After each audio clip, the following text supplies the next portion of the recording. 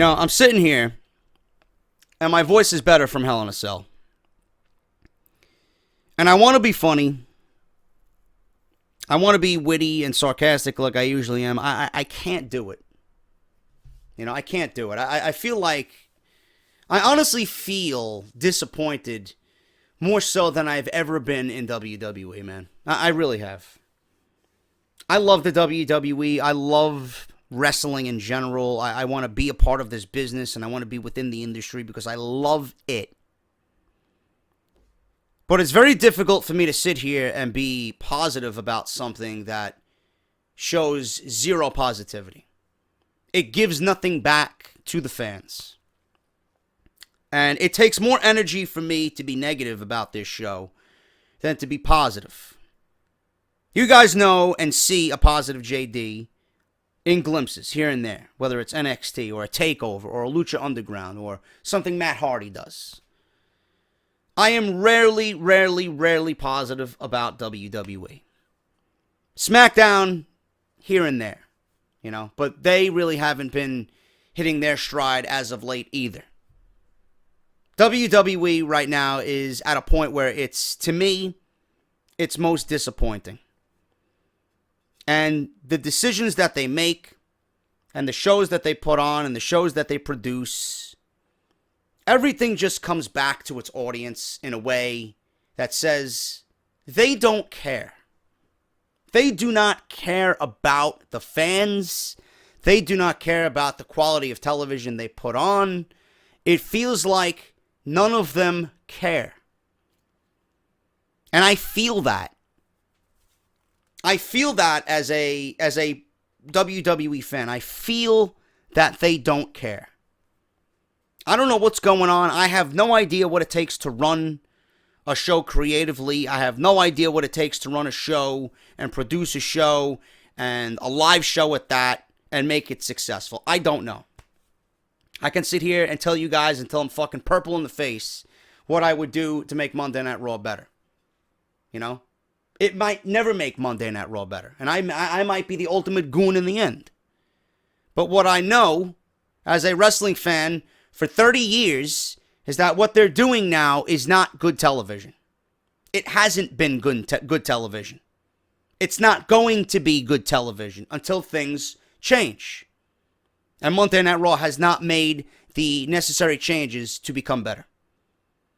They have taken several steps backwards.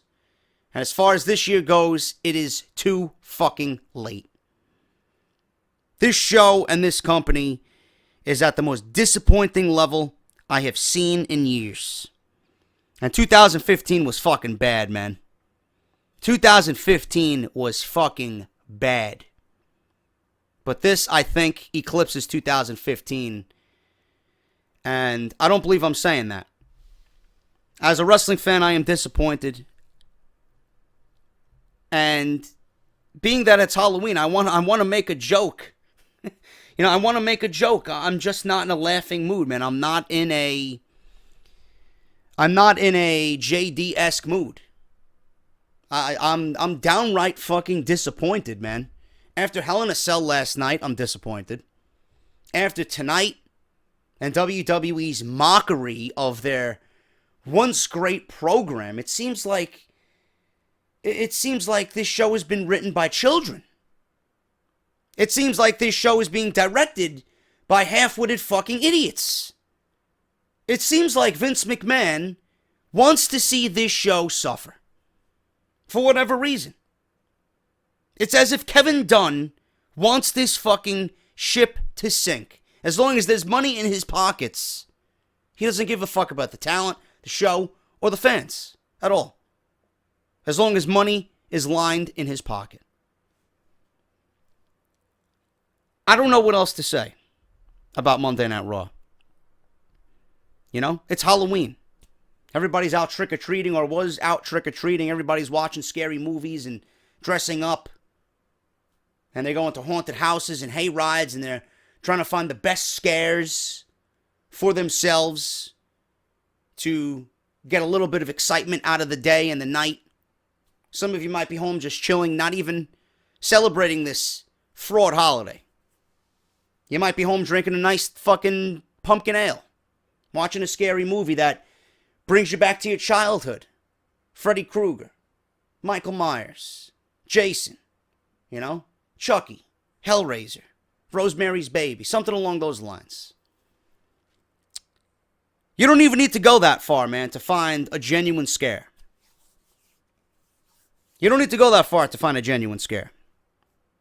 In fact, professional wrestling fans have nightmares. Terrifying ones. Horrific ones. Ones that we want to wake up from, but we can't. That nightmare is Monday Night Raw. You see, us wrestling fans, we celebrate Halloween every single fucking Monday. We don't want to be scared anymore, man. We don't want to have nightmares anymore, bro. We don't want to live in fear anymore about our beloved WWE. To you, Halloween is once a year. You get your scares and your fill and your candy and your fucking scary movies and your frights. One night in the year. Us wrestling fans, we experience that 52 fucking weeks a year with Monday Night Raw. Is that fair? Is that fair? And I'm talking to the WWE. I'm talking to the people that run WWE. Honestly. If you think tonight is some kind of sick joke, if you think tonight was some type of success, if you're okay with what you produced tonight live on the USA Network, then maybe you should be the one that meets Jason's fucking axe to the head. Because I certainly don't want anything to do with you and Monday Night Raw. We experience this nightmare 52 weeks a year, and we're waiting to fucking wake up. We want to be saved.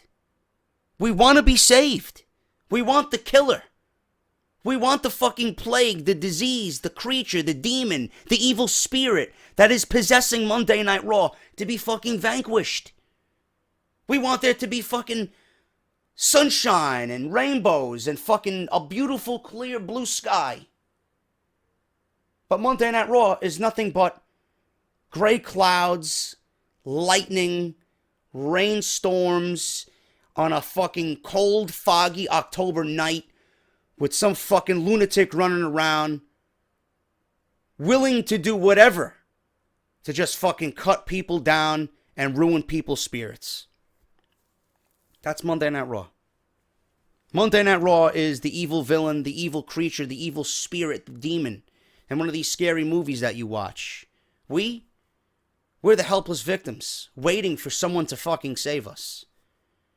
I'm tired of experiencing Halloween every single fucking week, man. I hate Halloween.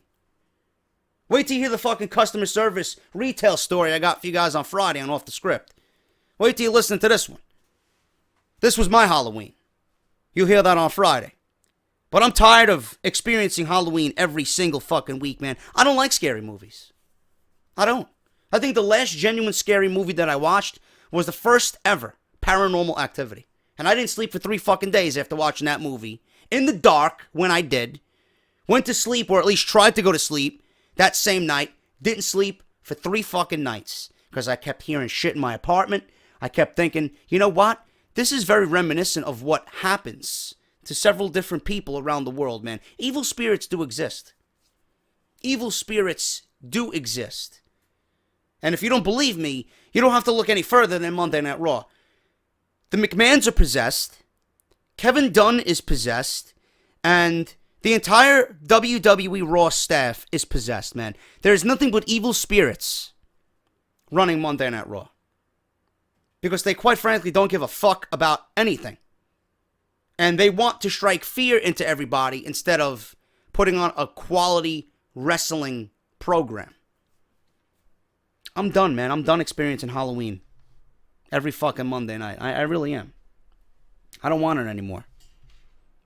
I don't want a fucking Halloween fright night on Monday nights. I don't want a fucking comedy show on Monday nights. I don't want to be entertained by fucking cheesy fucking jokes and pumpkins and fucking skeletons and bobbing for fucking apples and pies to the face. It is so fucking disappointing, man. All I want is a wrestling show. All I want is a wrestling show, man. All I want is for you to appreciate the talent that you have and to push the talent properly that you have so that the people watching the shows are excited to see that talent. But what Monday Night Raw has done they have killed the women's division, they have killed the cruiserweight division, and they have absolutely no mid-card or main event on Monday Night Raw. What are we supposed to be excited about? I would love someone to explain to me. What is there to be excited about on Monday Night Raw? Nothing. There's nothing to be excited about. And this is the fucking product that we get. Because there is nothing to this show. I don't know what to say, man. I really don't. Disappointment. Disappointment from Monday Night Raw. Goldberg comes out, and I'm gonna keep this quick because I have no desire to even be fucking sitting here right now, man. That's how fucking sick I am. That's how sick I am in this show. Goldberg comes out. Great. There's another fucking cheesy political one-liner that they're trying to shove down our throats. Fantasy warfare. Okay.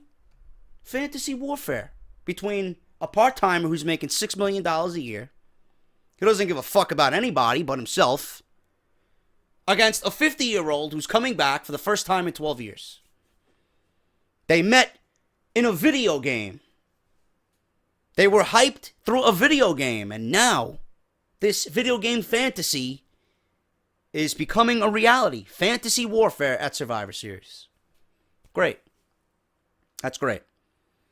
So after last week's fucking debacle, in which Vince McMahon wanted Brock Lesnar to be booed in his hometown of Minneapolis, Minnesota, or, well, he's not residing in Minneapolis. He's somewhere in fucking Canada, in the remote parts of Canada, all by himself.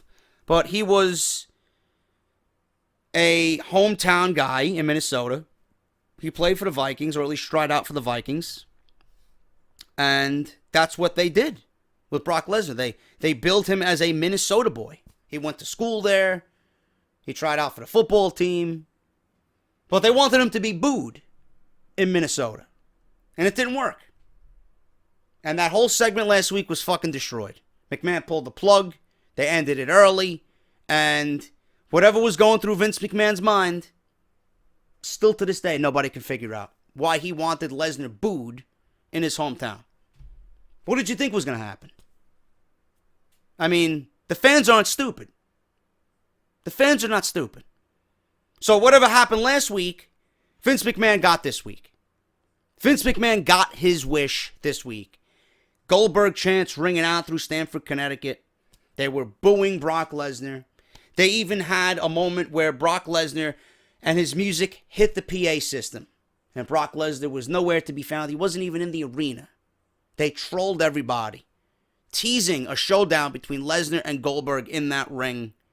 And that got even more heat on Paul Heyman and more heat on Brock Lesnar because he didn't come out and that he wasn't there and that Heyman trolled everybody. So Vince McMahon did whatever he could to make sure Lesnar was going to be booed and Goldberg was going to be cheered. And it worked. Whatever Vince wanted to have happen last week, it worked. Okay? So Paul Heyman's out there and he's just badgering and berating Bill Goldberg. After Paul Heyman shuts his mouth, we got Rusev coming out and he praises Goldberg before challenging him to a fight. You know, says that he watched him in WCW, you know, the devastating jackhammer and the devastating spear, you know. And then all of a sudden, he starts hyping Goldberg up and says, you know what? I want to fight. I want to fight. So Rusev takes his fist and punches Goldberg right in the jaw. Bill Goldberg's laughing, and he trips along the way as they brawl. Looked very sloppy. Was not a good look for Bill Goldberg right out of the gate. Obviously, he's going to have ring rust. I didn't expect him to trip in a brawl with Rusev on Monday Night Raw. I don't even know why Rusev was in this segment, period. I mean, the guy just lost a Hell in a Cell match, comes out. You'd think he would sell some of his injuries from the previous night inside the 25-foot demonic structure, which was a theme throughout this show. Nobody that competed inside Hell in a Cell sold any injuries whatsoever. Nobody. It's like they walked in and they fucking walked out refreshed. Like they were fucking at a day at the spa. Getting manicures and pedicures and a fucking oil bath. Give me a break. Nobody on this show sold any injuries or had any fatigue or any marks. No markings from the cage. Nothing.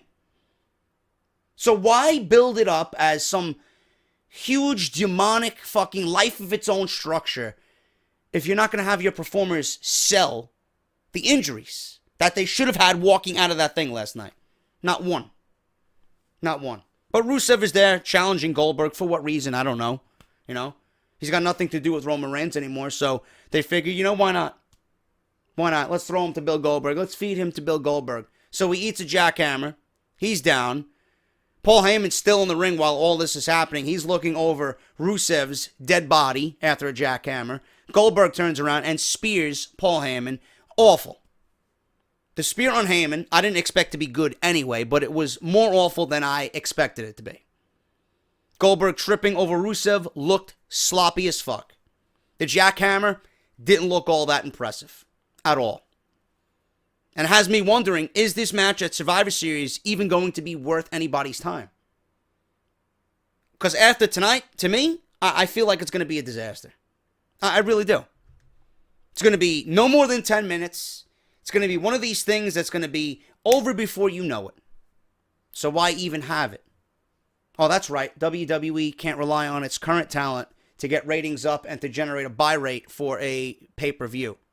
So you take a Survivor Series concept that's dead at 3 hours, you bump it up to 4 hours, and you're using this year's Survivor Series to build fantasy warfare between a 50-year-old man who hasn't been on your programming for 12 years and a part-timer who makes $6 million a year. He doesn't give a shit who he fights as long as he has a check handed to him at the end of the night. Sounds about right. Sounds about right. Goes back to what I stated. WWE is afraid to push its own talent. They have the talent. They don't care about the talent that they have. They rather dip into the fucking cookie jar that sits high above on the refrigerator. And they say no, no, no, no to the little children. The little children running around the house. You can't have snacks late at night. But when Big Papa Bear and Big Mama Bear come down and they want a fucking glass of milk and a chocolate chip cookie to go with that nice cold glass of milk, they'll dip into the cookie jar and they'll pull out, oh, a Bill Goldberg, a Stone Cold Steve Austin, a Shawn Michaels. But this is the ideologies that most of the fucking casuals are okay with. But after this segment, I have, as of right now, and Survivor Series is 4 weeks away, as of right now, I have no faith after what I've seen tonight. My first impression right now, 1 week into Survivor Series build, is that this Goldberg versus Lesnar 2 is going to be twice the disaster. That's all I got to say about that. It was great to see Goldberg. Listen, Goldberg's in great shape. Goldberg is in fantastic shape. I just don't think, after all this time away, that it's going to do any good. Lesnar is going to eat him up, chew him, and spit him out. That's it. There's no way Goldberg goes into this winning. He doesn't have a chance of winning at all. This is nothing but selling the network, selling Survivor Series, and using two part-time names to fill a bill on a card in which you should be building around the current talent that you have. Nobody seems to have a problem with that. Everybody's going to be mesmerized by the star power of Bill Goldberg and Brock Lesnar and selling the video game and this and that, merchandise, and oh my God, fantasy warfare. You know? I want a fantasy. You know what my fantasy is? To get this show back to the fucking golden age that we know it could be. That's my fantasy. WWE's fantasy or Vince McMahon's fantasy, Kevin Dunn's fantasy, is continuing down this path in which this show gets worse and worse and worse each and every week until it's fucking canceled off the USA Network. At this rate, I hope that happens.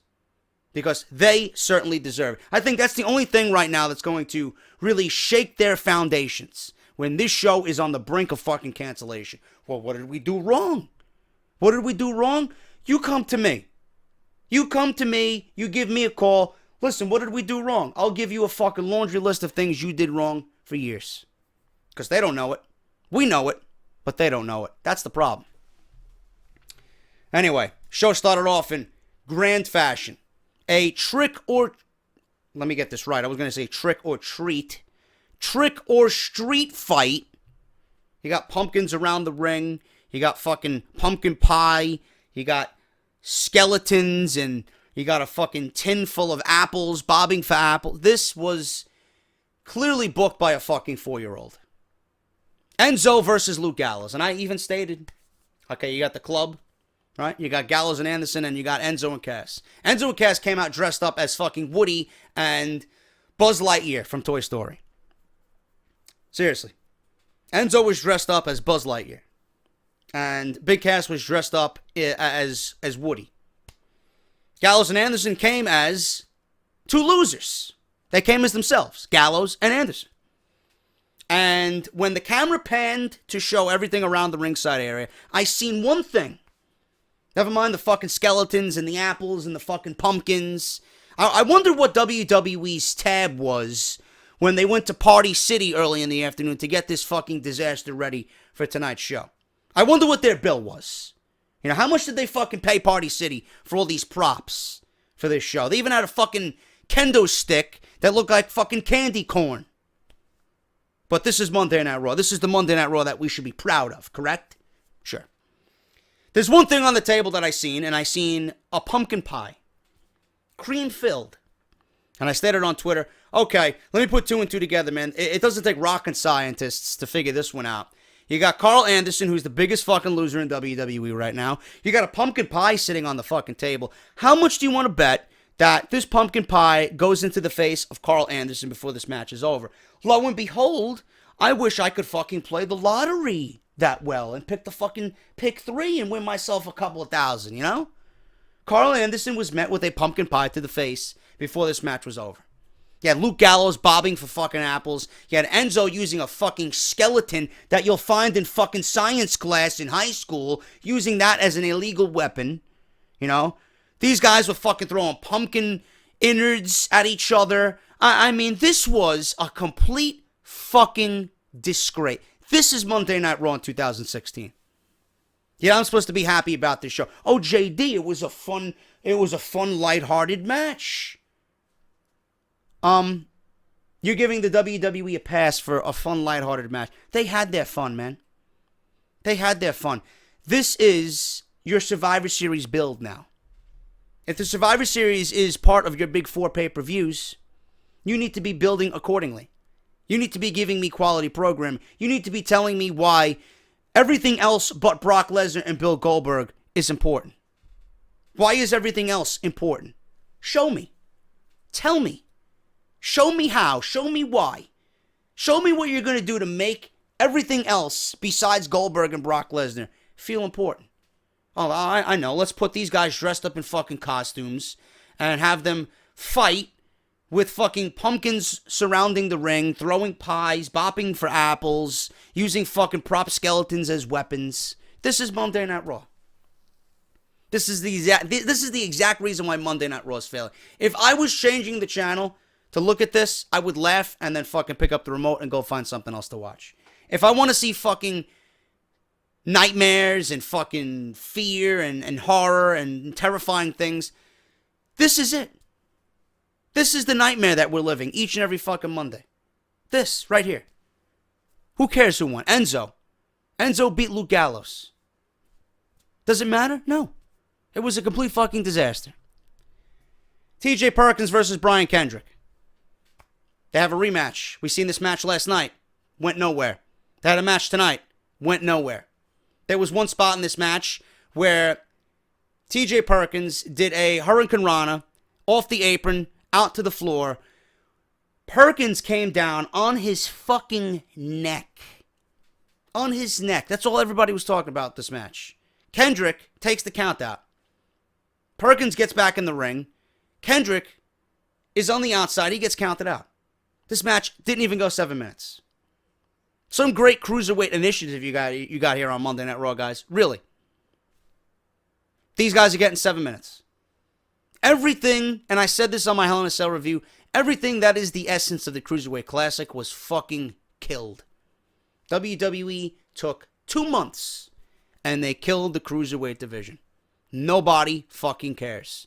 TJ Perkins got one of the best entrances in all of WWE. You think people pop for it? No, because they don't care. Brian Kendrick, he had the microphone. He had a decent amount of mic time tonight. You think people actually gave a fuck what this guy said tonight? No, because the division is a failure. And the division is a failure is because it's on Monday Night Raw. That's all I got to say about that. Nobody cares about these guys. Nobody cares about this division. This division was supposed to be different from everything else that you were presenting on Monday Night Raw. Instead, you took it and you made it just as worse as everything else on this show. Why? Because it's on Monday Night Raw. Nobody cares. And Brian Kendrick won via countout. That's it. Awful. Absolutely fucking awful. After the match, Perkins gave Kendrick the knee bar on the floor. Segment with Mick Foley. He's talking to one of the producers, some fucking loser backstage. He's actually talking about Negan from The Walking Dead. And he says that Negan got the idea for Lucille from Cactus Jack. Braun Strowman then comes up and says that he wants to be part of Team Raw at Survivor Series. He's tired of these lame handicap matches and now wants real competition. Mick Foley says, is that a threat? Because if it is, it's actually working. Foley puts Braun in a battle royal for a spot on the team. You want competition? You're going to face 19 other guys in a battle royal.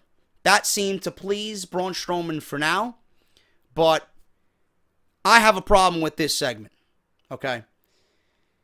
From right out of the gate, Braun Strowman wasn't doing anything for me. And I'm going to be completely honest with you guys.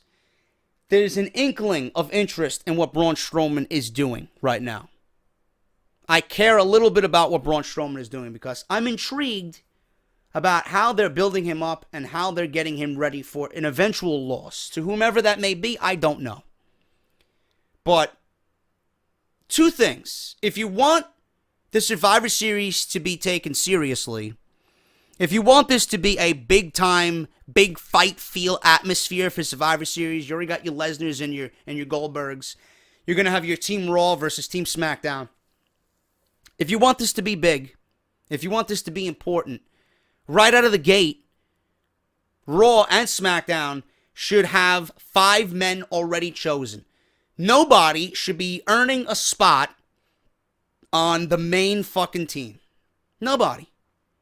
This makes no sense to me. If I am a GM and I am getting ready to do battle with SmackDown at the Survivor Series, why am I going to have someone try and earn a spot? What if it's somebody who wins that I don't want in that spot? Do you get where I'm going with that? If I'm a GM, I'm picking instantly my 5 guys. My 5 best. Without giving a fuck whose feelings I'm hurting. Because this is competition. And if Survivor Series was important to the WWE, and in the long scheme of build for this pay-per-view, they wouldn't have anybody advance or qualify for anything. You pick your 5 fucking best guys. You're going to battle. I mean, it's like a fucking baseball team going into the World Series. I mean, are you going to pick your fucking worst starter to pitch game 1 of the World Series? Do you want to go into game 1 losing, an underdog? Or are you going to set up your fucking rotation in the baseball, in the playoffs, in the World Series, and have your best 4 pitchers going?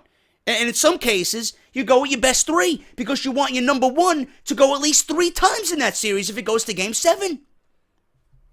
No, but I'm a fucking idiot, though. I don't know what I'm talking about. If this is true competition, Mick Foley would be choosing someone to be on his team instantly. 5 guys. And as far as I see it, if you want the people to take Braun Strowman seriously, Foley said, you know what? You're on my fucking team because I don't think anybody can stop you. You're going to put him in a fucking battle royal to earn a spot on Survivor Series? For what? This guy's fucking destroying the entire roster. What more does he have to show you? Put him on the team. Sure, Daniel Bryan's going to pick his best 5. It makes no sense to me at all. So then we get Mick Foley coming out, and he's talking about the Universal Championship Hell in a Cell match with Kevin Owens and Chris Jericho. This was the best segment of the night. Okay? Even Roman Reigns played a good part. You know, obviously he made another fucking cheesy joke about SpongeBob, calling Kevin Owens SpongeBob SquarePants and Chris Jericho his partner, Patrick. You know, people cringed at that, but Jericho made this whole segment. You know, Foley's out there, and the focus is on the Universal Championship. Everything that Owens and Jericho did last night was legal, but it left a bad taste in Foley's mouth. Jericho and Owens come out to brag about getting into the cell last night and walking out with the title. They're all mocking Foley. Oh, were you upset? You know, are you upset that I walked away with the Universal Championship and your number 1 draft pick, Seth Rollins, did not? Are you upset that Chris Jericho outsmarted you and all your officials and got into the cage and locked the door behind him and nobody else could get into the cage? And then Jericho was like, lock it in, man. You know, swinging the key around. Jericho was like, well, are you upset I was swinging the key around? So Foley is yelling at the top of his lungs. He gets in his face yelling about how much talent that he has. But Jericho keeps interfering. He can't win matches on his own. Jericho was standing there with a key around his finger. And that's where people are going to go. You know, Foley was like, you know, people aren't going to go watch you guys do what you did last night at Hell in a Cell 2016 on the WWE Network 18 years from now. You're nothing but a joke. That's what pretty much Mick Foley said. You guys are 2 fucking clowns who think you're getting one over on everybody, but you're not. You're not as good as you say you are, you know?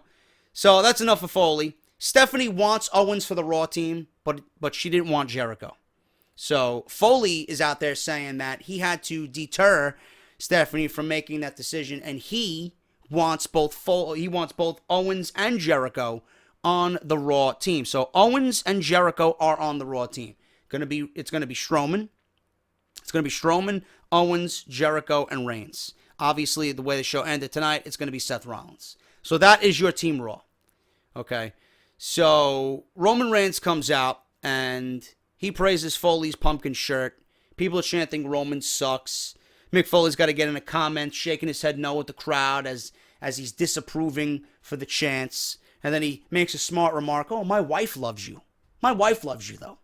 Shut the fuck up. The fans are going to boo Roman Reigns no matter what. You can't stop it, Foley. You fucking puppet. Okay? I don't give a fuck what your wife likes. Nobody else likes him. Period. So, Roman says he was going to dress up as a stupid idiot, but the store was all out of Jericho costumes. I laughed. I'll be honest with you. I laughed at that.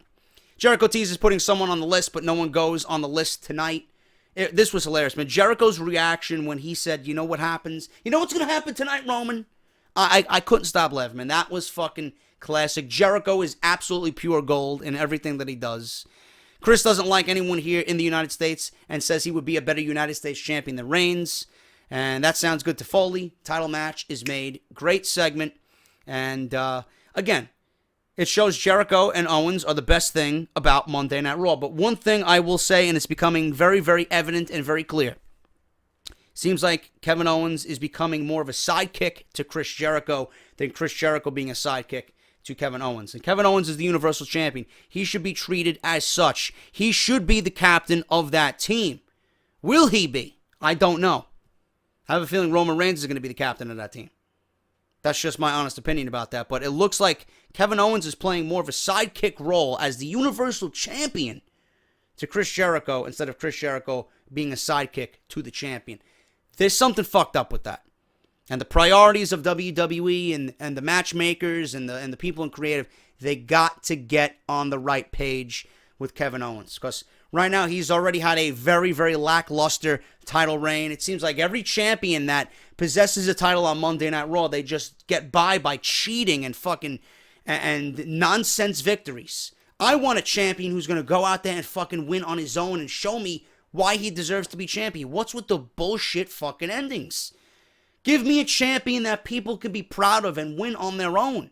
I'm tired of the fucking fuck finishes. That's exactly what Kevin Owens has as champion on Monday Night Raw ever since they gave him the Universal Championship. So Braun Strowman wins the Battle Royal. Sami Zayn and Braun Strowman were the last two. Zayn made people believe he had people on his side. They were doing the Olay chant, and they were chanting, "Let's go, Sami." Sami almost eliminated Braun Strowman by tying himself up in the ropes and pulling down on Strowman as Strowman was teetering on the top rope. But Strowman was too powerful. He gets back to a vertical base and punches Zayn off the apron, and he wins in about 8 minutes, eliminating Sami Zayn. It actually came down to Neville, Zayn, and Strowman, and it was Strowman winning in the end. I still don't get why Strowman or a guy like Strowman needs to qualify for anything. If I see Strowman and the way he's been dominating the roster as of late, no matter if it's a jobber or not, he's going to be on my team. At least make him look good and look important by picking him and not having him qualify. And like I said, with the baseball analogy in the World Series, you're not going to pick your fucking worst starter to start game one. You want the best to your worst. And in most cases, if you're a smart baseball team and you can handle it and you got strong enough pitchers to go 1, 2, 3 and then back to number 1 in the World Series, you got to give me your top picks. You don't have to have your top picks qualify. If you want to make Survivor Series big enough, it should be automatically chosen your best 5 against SmackDown's best 5. No qualifying. It just ruins everything and it's just illogical. New Day. They were dressed up as Charles Wright's gimmicks, man. You had Big E dressed as Kama. He was not dressed as Farouk, you fucking goons. It was Charles Wright, a.k.a. Papa Shango, a.k.a. Kama, a.k.a. The Godfather. So, you had Big E dressed as Kama. You had Xavier Woods dressed up as Papa Shango. And you had Kofi Kingston dressed up as The Godfather. And they were talking about the Raw Survivor Series teams. They threw teams under the bus. You know, they threw the Hype Bros under the bus. They threw the Vaudevillains under the bus. They threw Slater and Rhino under the bus. The only team they actually made look good and sound good was American Alpha. And I don't know what that accomplished, but that's WWE for you. That is WWE Raw for you. So I don't know what's going to happen with that. I don't know how this match is going to work. Going to be interesting to see what they do. But the lack of tag teams on Monday Night Raw, I have no idea. Just based on that alone, what they're going to do. So we'll see.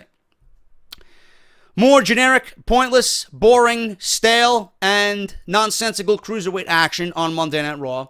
I guess WWE wants nothing to do with getting individual matches, one-on-one matches in the cruiserweight division. I mean, every week it's a fucking 6-man tag. And every week it's the same guys. What happened to Akira Tozawa? What happened to Jack Gallagher? Where the fuck are these guys? You know, we're seeing Rich Swann, Lindsay Dorado, Cedric Alexander, Daivari, Tony Nese, Drew Gulak. You know, I'm a big Tony Nese guy. I love Rich Swann. I love Lindsay Dorado, Cedric Alexander.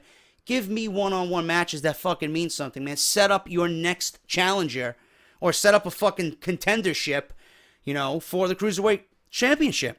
What is with these 6-man tags? And then you give me 6-man tags that mean nothing and they go 4 minutes. Why? What is the point? What is the point? You know, at least get their fucking introductions right. Cedric Alexander comes out. He's got Drew Gulak's fucking Titantron video package playing above him. You know? Fucking blatant disrespect to these guys. It's like they're fucking out to just kill everything. Everything Triple H had a fucking hand in, seems like Kevin Dunn wants to fuck with it and ruin it. Oh, Triple H did something good. Fuck him. Now it's on Monday Night Raw. We're gonna ruin it. That's exactly what they did. They killed the women's division. They killed the women's revolution. They killed the Cruiserweight Classic. They killed the Cruiserweight division. Everything about whatever Triple H had his hand in came to Monday Night Raw, dead. Absolutely fucking dead. Bayley versus Nia Jax. Wow, Nia Jax is on Monday Night Raw. Before this, Charlotte came out, cut a very, very, very good promo. I've been saying it forever. Charlotte has great mic presence, and she's a great promo for the women's division. She ran down every SmackDown woman fighter that's going to be on the SmackDown team. She mentioned Nikki. She mentioned Carmella. She mentioned Alexa Bliss. She mentioned Becky Lynch. And Charlotte is going to be assembling her team for Survivor Series. And Bayley came out and pretty much called her a jerk. That was it. That was it. You know, she's the biggest jerk and the kind of champion Bayley never wants to be. Charlotte says this isn't NXT anymore. You're damn right it's not NXT anymore. I wish it was NXT. Bayley wishes it was NXT. I guarantee you Bayley wishes this was NXT. I think everybody wishes this was NXT. So when Charlotte says this isn't NXT anymore, we actually fucking die a little bit on the inside because we know that's what we want. But she sees a glorified fan looking back at her dressed in a Halloween costume. Therefore, tonight, Bayley has a match with one of Charlotte's teammates, Nia Jax. This was a good match. I'm a big fan of Nia Jax. I think she has huge potential. I like her look a lot. I like what she brings to the table. I thought they could have used her inside Hell in a Cell last night to gain some heat on the proposed winner was supposed to be Sasha Banks, but obviously we'll talk about that on Off the Script. Nia Jax tonight beat Bayley. Samoan drop, 5 minutes and 52 seconds. Bayley continues to lose, and I'm hearing that Vince McMahon wants to green light already a Bayley versus Charlotte Women's Championship match. How are you going to make me believe in Bayley if she continues to lose week in and week out on Monday Night Raw? I mean, at least in NXT, people cared about her. Seems like nobody cares about Bayley whatsoever. And people are telling me, oh, JD, you didn't hear the ovation that Bayley got. What ovation? They were dead for her. Absolutely dead. They have killed Bayley in a month and a half on the main roster. She is unimportant on Monday Night Raw. Again, they go from this beloved, fucking unbelievable reaction down in NXT where everybody loves her to the main roster where they don't give a fuck about her. She's got this fucking great personality, this great gimmick that we love. We love what she does in the ring. They get to Monday Night Raw and they instantly become unimportant. And I don't understand it. Nia Jax wins with a Samoan drop. 5 minutes and 52 seconds. Sheamus and Cesaro versus the Shining Stars. I didn't watch it because I didn't care. Who cares? And then the main event, Chris Jericho versus Roman Reigns. I mean, what do you want me to say about this? We all expected Seth Rollins to come out. He wasn't on the show up until this point, right? And Roman Reigns wins by disqualification. Kevin Owens interfered. Seth Rollins comes down for the save, and that was it. The show went off the air with Reigns on one corner, Rollins on the other, staring them down, right? People are chanting legit in the crowd, Shield, while doing the yes chant, and that's the way the show goes off the air. They're just both looking at each other. So I'm assuming there's going to be some type of slight tease with the Shield connection leading into Survivor Series. Rollins is probably going to be the fifth man for Team Raw, and that's the way the show went off the air. I don't know what they're doing. I don't know where they're going with this. Whatever the case may be, another half-assed edition of Monday Night Raw that absolutely did nothing for this viewer, and I'm sure the same for you guys. You can see my frustration. You can see my attitude towards this show, and it's completely warranted. I don't know what else to say about Monday Night Raw, man. It's getting increasingly difficult to review these shows, and I do it for you guys because you enjoy my opinion, and most of you like to hear what I have to say so that you can correspond with your opinions on the show or correlate that with what you're thinking about the show. But this is my genuine opinion of the show, man. It is awful. You want fucking Halloween 52 weeks out of the year? You watch Monday Night Raw. You don't need one night out of the year to fucking scare the shit out of you. Just watch Monday Night Raw, man, because if you're a wrestling fan or if you're somebody in this profession, in this business, trying to work yourself to Monday Night Raw is the scariest fucking thing you could do to yourself if you're in this business wanting to make it big. Because this show kills careers, it fucking sucks the life right out of you, and you become, once you were important, you go to Monday Night Raw thinking you're going to become even more important, you fucking take several steps backwards, man. It is an absolute fucking career killer. Monday Night Raw is the true nightmare on Halloween. That's all I got to say about that. I'm JD. Thank you guys so much for listening to me. If you enjoyed the video, hit that thumbs up, and I will see you guys back here tomorrow, hopefully with a little bit more of a positive review for SmackDown Live. SmackDown Live tomorrow night, Daniel Bryan's going to reveal all 5 members of his team for Survivor Series. Should be very interesting because there's rumors right now that Randy Orton and John Cena will not be a part of the Survivor Series. So it's going to be a very newsworthy night on SmackDown. I'll see you guys right here for that. If you did enjoy, hit that thumbs up. Leave me a comment down below. And I'll see you guys on Tuesday night.